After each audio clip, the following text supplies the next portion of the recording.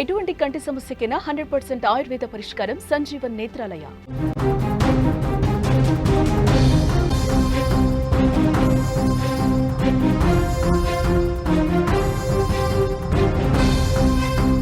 ఖమ్మం జిల్లాలో అధికారుల నిర్లక్ష్యం ఇక్కడ కొట్టొచ్చినట్టు కనిపిస్తోంది. బర్త్ సర్టిఫికేట్ బదులు డెత్ సర్టిఫికేట్ ఇచ్చిన వైనం కనిపిస్తోంది.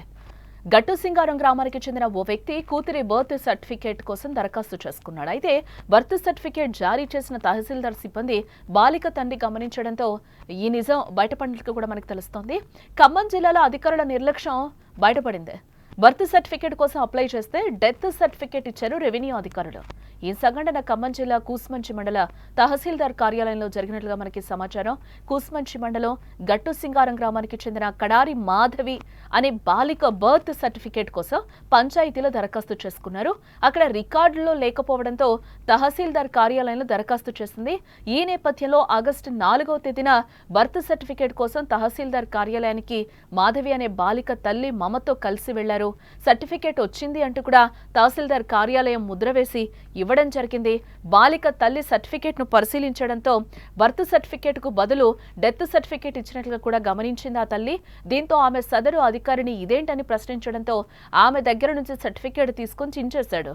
మళ్లీ కంప్యూటర్లో సరిచేసి బర్త్ సర్టిఫికేట్ అందించాడు. అందులో కూడా సరైన వివరాలు నమోదు చేయలేదు. అన్ని వివరాలు నమోదు చేయాలని మహిళ కోరడంతో ఆమెతో రెవెన్యూ అధికారి దురుసుగా ప్రవర్తించినట్లుగా బాధితులు చెప్తున్నారు. విధి నిర్వహణలో తప్పులు చేయడంతో పాటు నిర్లక్ష్యంగా వ్యవహరించడంతో పాటు ఇష్టం వచ్చినట్లు మాట్లాడిన తహసీల్దార్ కార్యాలయ సిబ్బందిపై చర్యలు తీసుకోవాలని ఆ బాధితులు కోరుతున్నారు. ప్రస్తుతం ఈ ఘటన జిల్లా వ్యాప్తంగా కూడా వైరల్ అవుతోంది. బతికుండగానే డెత్ సర్టిఫికేట్ జారీ చేసిన ఘటన కూసుమంచి తహసీల్దార్ కార్యాలయంలో చోటు చేసుకుందని చెప్పుకోవచ్చు.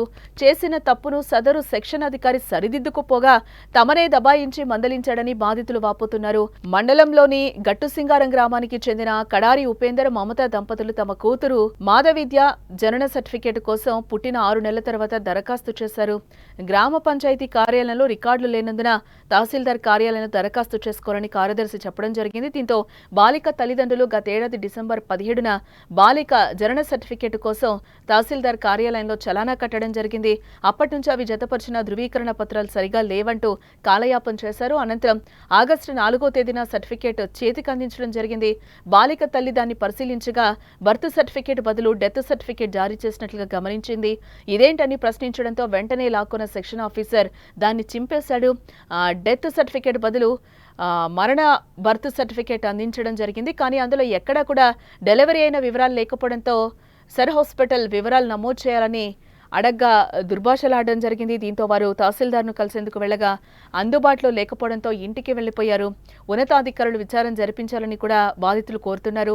తహసీల్దార్ రవికుమార్ను వివరణ కోరగా తాను బుధవారం కార్యాలయానికి రాలేదని, కోర్టు పని మీద హైదరాబాద్కి వెళ్లానని కూడా అంటున్నాడు. బాలిక తల్లిదండ్రులు ఫోన్లో విషయం తన దృష్టికి తీసుకొచ్చారని కూడా తెలిపారు. పొరపాటు జరిగితే సరిచేసి బర్త్ సర్టిఫికేట్ తిరిగి జారీ చేస్తామని కూడా చెప్పడం జరిగింది.